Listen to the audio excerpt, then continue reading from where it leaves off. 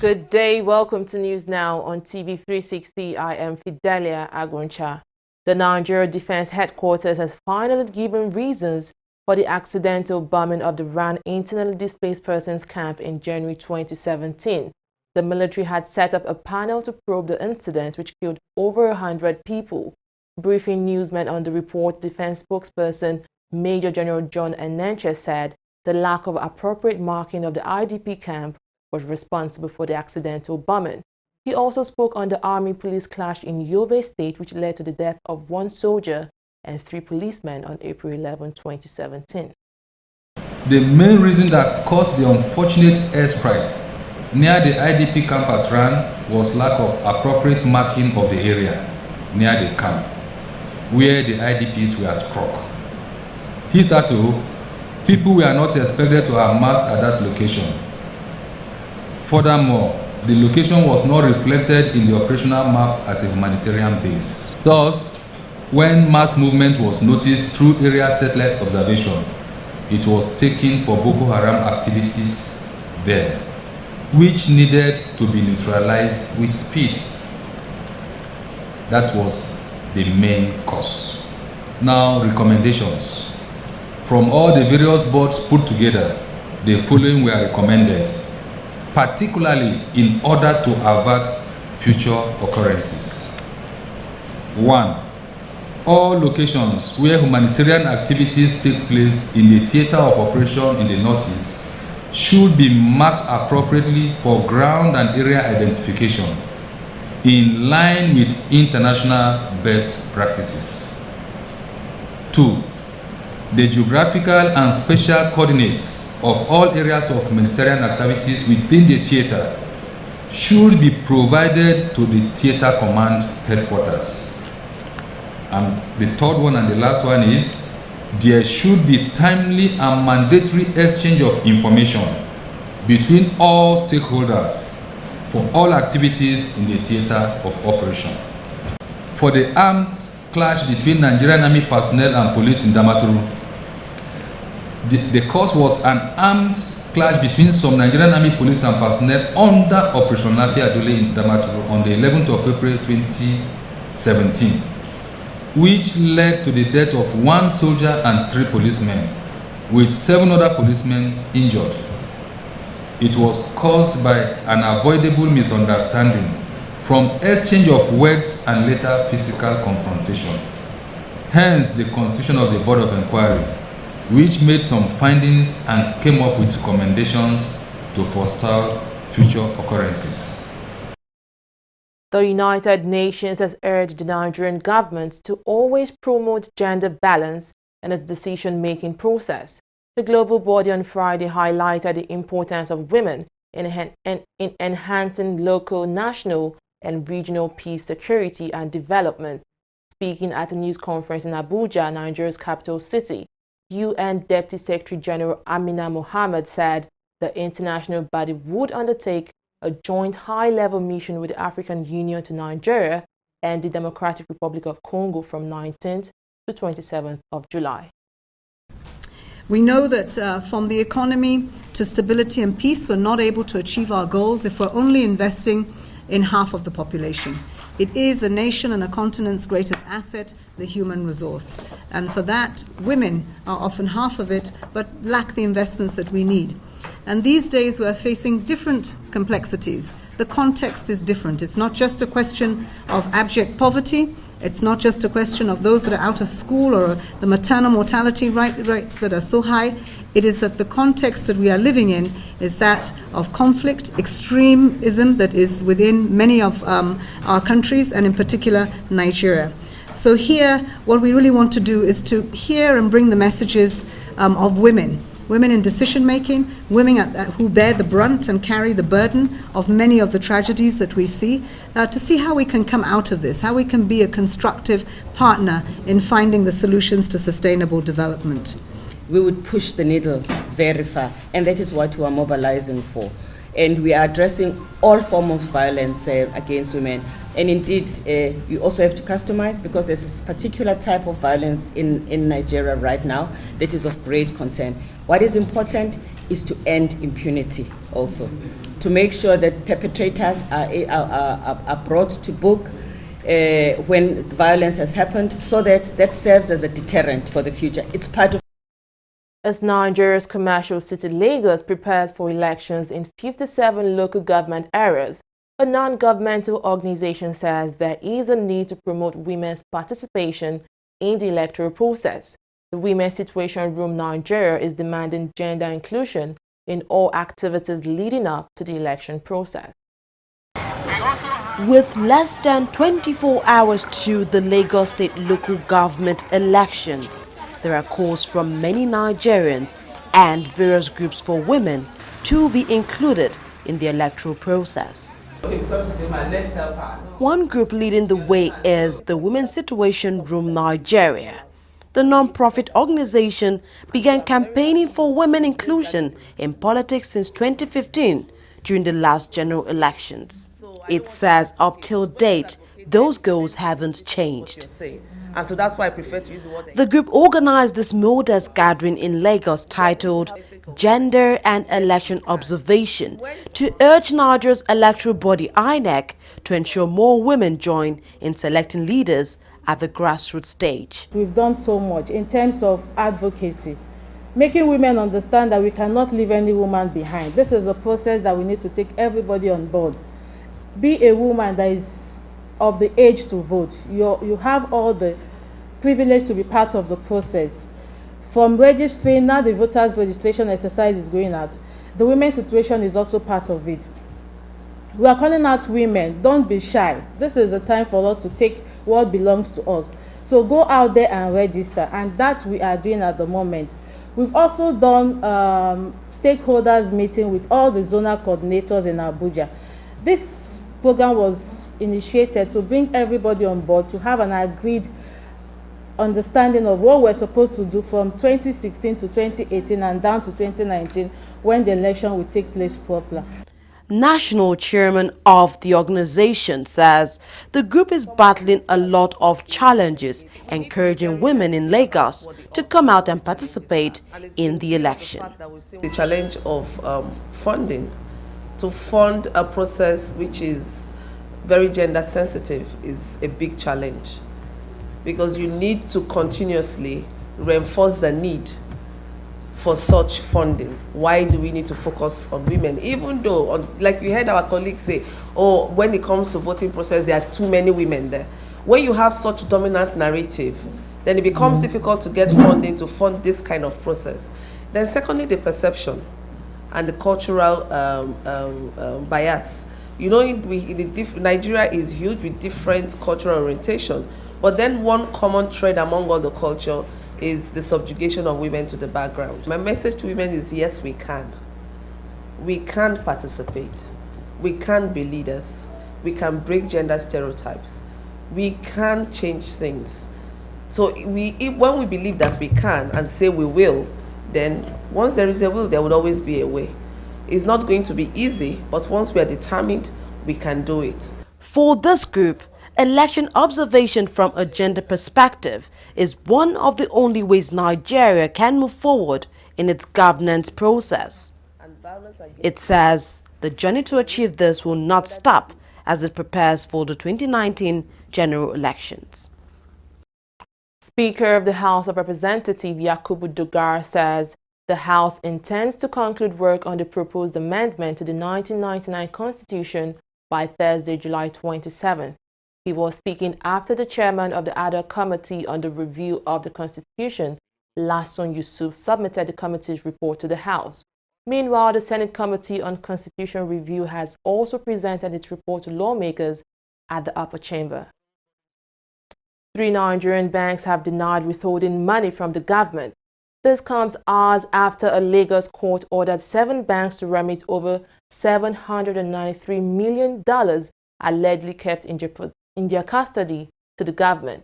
In separate statements, UBA PLC, Fidelity, and Sterling Bank said they do not have government money in their possession.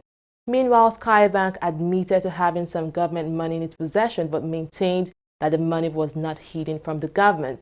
Commercial banks in Nigeria collect grants, taxes, fees, tariffs on behalf of the government.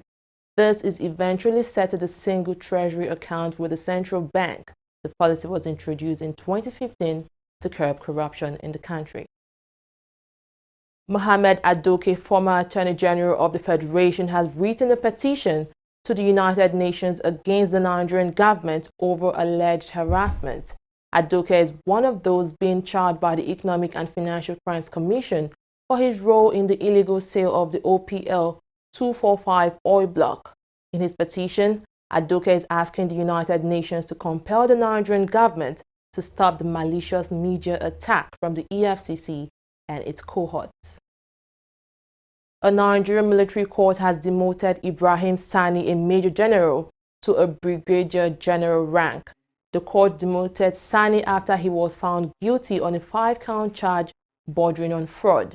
Sani had been standing trial in the court since 2015 when he was accused of dividing and allocating part of the army land to himself. The court also ordered the convict to return 23 million naira proceeds from the sale of the land. The Nigerian government has unveiled details of the new national gas policy. Briefing newsmen, the Minister of State for Petroleum, Ibe Kachiko, assures that the new policy will transform the oil sector in the country.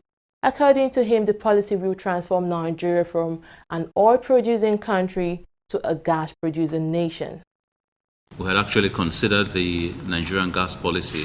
The essence of that gas policy was to focus increasingly on how to change imperatives from seeing Nigeria as an oil-producing country to a gas-producing country, because we're a lot more privileged to have gas than we have oil. But today's document focused on oil. What are the imperatives for change in policy in the oil sector? It dealt with certain fundamentals. Some of the policies we're already beginning to pursue, but now crystallized in the Federal Executive Council policy memo. One of that was, for example, ensuring that we're working seriously to exit importation of petroleum products in 2019. It captured the fact of the cash call changes that we've done, which is enabling the sector to fund itself substantially through incremental volumes. It captured reorganizations in NNPC that need to take place and in the oil sector to enable efficiency and produce a lot of accountability.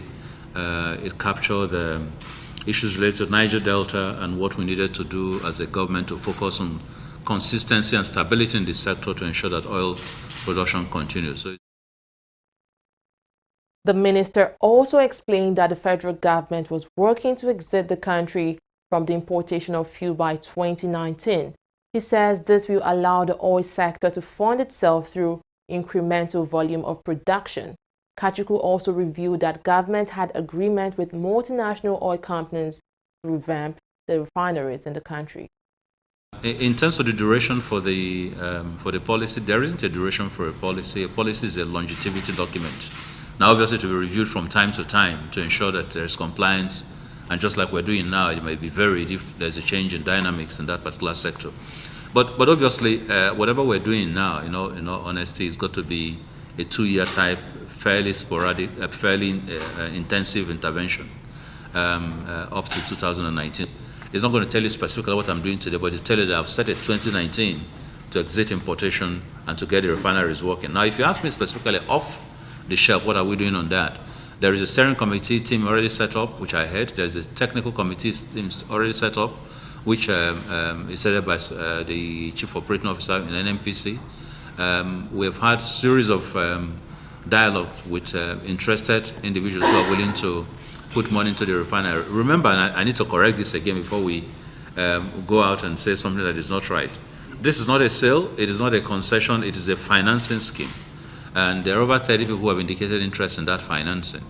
And so they're going to be going through the usual due process mechanism to see who qualifies for that financing. What we're resolved, however, on which we at least had a landing, is that each of the refineries will be repaired by the individual company that built the refinery.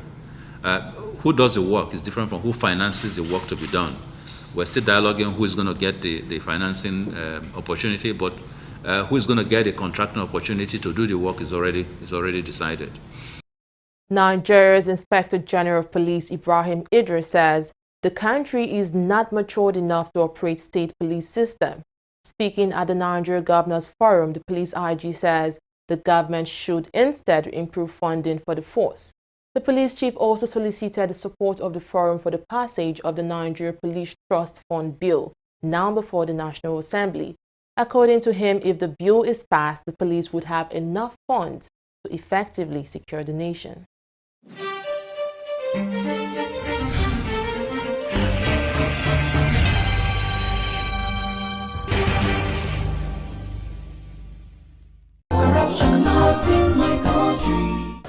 Yeah, relax. That is my brother and I want him out of this station now.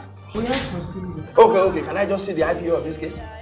IPO, how are you? You're welcome, sir. That is my brother and I want him out of this station now. Do you know the offense he has committed, sir? What do you guys want for the weekend? Okay, let me see your DPO. This way, sir. Oh, better. You don't know me here. That boy is my brother and I want you to assist me to free him. The man found in the gun, confessed to robbery. Things like this happen. 200,000 naira for you. Are you bribing me? 500,000 naira. Robbery suspect? 1 million naira. That is corruption. Not allowed in this division. 1 million. Remember, police is your friend. Giving and taking bribe is wrong. Corruption, not in my country.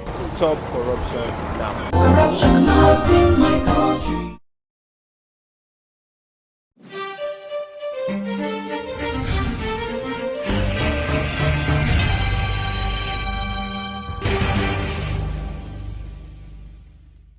Welcome back. It's time for business with Thelma Okoro. Thank you, Fidelia. The Central Bank of Nigeria is offering 6- and 12-month treasuries at yields higher than the country's inflation rate. CBN sold a total of 204.96 billion naira in bills at the auction on Wednesday. It paid 17.39% for the 6-month bill and 18.54% for the 1-year paper. The bank's 3-month bill fetched 13.42%. The naira was quoted at 366 to the dollar on the black market, the same level recorded last week, while on the official window it has stuck around 305.90 to the dollar. Nigerian lawmakers want CBN to give pilgrims US dollars at an exchange rate of 200 naira to a dollar. This was part of the recommendations by the Committee on Foreign Affairs to curb what it calls extortion of pilgrims by the National Hajj Commission of Nigeria. In a motion, the Senate urged the federal government to review the 2017 Hajj fee. The CBN is yet to issue an official response to that statement. The National Bureau of Statistics says 89% of the country's workforce have retirement savings account. According to its retirement savings account report, the highest number of registered working population are in the private sector. Data available on NBS website shows that 1.89 million Nigerians of the total figure are federal workers, while 1.53 million are state workers and 4.15 million work for private firms in the country. Oil prices fell on Friday after reports predicted a rise in OPEC production for July. This comes despite the group's pledge to curb output. Brent crude futures were down 36 cents at $48.94 per barrel, while U.S. crude futures traded at $46.52 per barrel. Crude oil prices are still capped below the $50 per barrel mark on concerns about high production from OPEC, despite its pledge to cut output along with some producers. That's all we have on business news. Coming up, international and sports stories. Don't go away.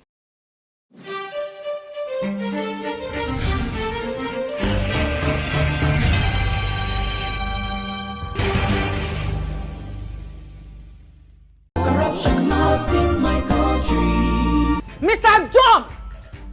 Mr. John! What is it now?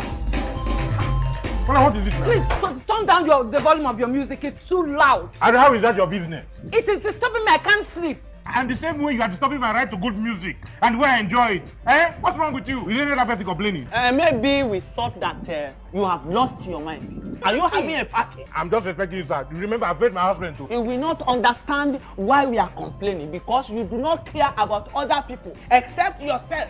Look, the transformation we need in this country begins in this compound. Yes, now. From you, And this your selfishness is an offshoot of corruption. And corruption, not in my country.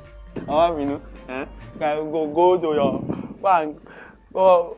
Corruption not in my country.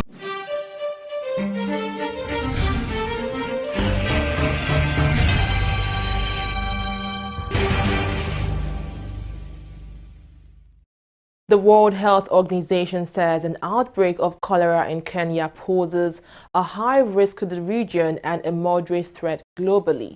The spread of the disease has surged since April, affecting the capital Nairobi, a major hub for conferences in Africa, and the large refugee camps of Dadaab and Kakuma.